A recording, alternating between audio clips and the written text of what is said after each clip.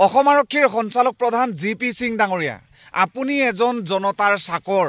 আপুনি বিজেপিৰ ৰাজনৈতিক এজেণ্ডা ফুলফিল কৰাৰ ঢাল হিচাপে নাইবা এজেণ্ট হিচাপে আপুনি ব্যৱহাৰ নহ'ব। ডিজিপি ডাঙৰীয়ালৈ এটা স্পষ্ট বাৰ্তা, আপুনি সীমাৰেখা অতিক্ৰম কৰি কথা নক'ব। ঠিক এনেকুৱা ধৰণেৰে অসম আৰক্ষীৰ সঞ্চালক প্ৰধান জি.পি. সিং ডাঙৰীয়াক লুৰিণজ্যোতি গগৈয়ে সকিয়নি দিব বিচাৰে।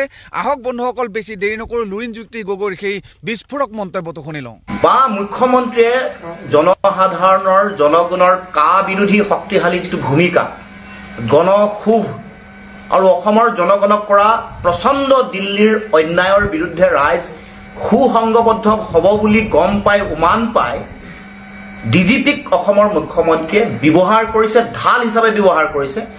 ব্যৱহাৰ কৰি ডিজিপি গৰাকীৰ যোগেদি মুখ্যমন্ত্ৰীৰ যিটো লক্ষ্য বা যিটো ভয় ভাবুকি এইটো কৰিবৰ কাৰণে চিন্তা চৰ্চা কৰিছে।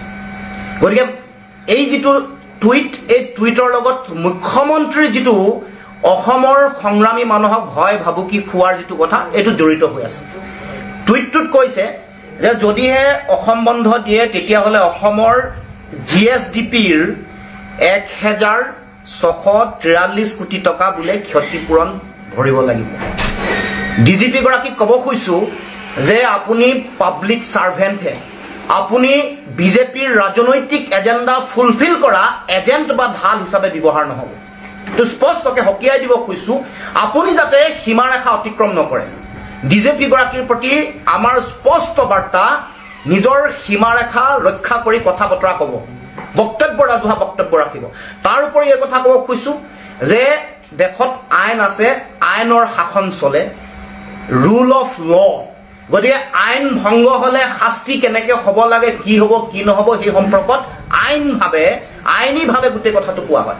গতিকে গোটেই বিষয়টো আৰম্ভ নোহোৱাৰ আগতে আইনৰ আদালতৰ কথা দোহাই দি জনতাক ভয় ভাবুকি খুৱাব, এইটো গ্ৰহণীয় নহয়। এতিয়া আমি ডিজিপি গৰাকীক প্ৰত্যাহ্বান জনাব খুজিছো।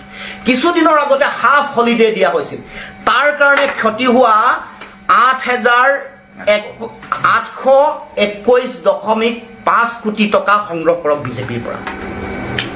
এইটো বিজেপিৰ ৰাজনৈতিক এজেণ্ডা ফুলফিল কৰিবৰ কাৰণে বন্ধ দিছিল, হাফ হলিডে দিছিল নহয়।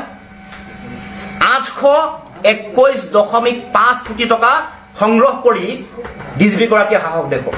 আৰু তেওঁ হয়তো নাজানে, তেওঁ মুখ্যমন্ত্ৰীৰ নিৰ্দেশ পালন কৰি তেওঁ ঢাল হিচাপে অন্ধভক্ত হৈ নিজৰ নাম বঢ়াবৰ কাৰণে আজি এই টুইট কৰিছে। তেওঁ গম নাপায় যে 2012 চনৰ 20 ছেপ্টেম্বৰত বিজেপিয়ে ভাৰত বন্ধ দিছিল। তেওঁ হয়তো গম নাপায় যে 2010 চনৰ 5 জুলাইত NDA ভাৰত বন্ধ দিছিল মূল্য বৃদ্ধিৰ বিৰুদ্ধে। আৰু এটা দিনৰ আগত 27 ফেব্ৰুৱাৰী 2024ত দিল্লী বন্ধ বিজেপিয়ে ঘোষণা কৰিছে।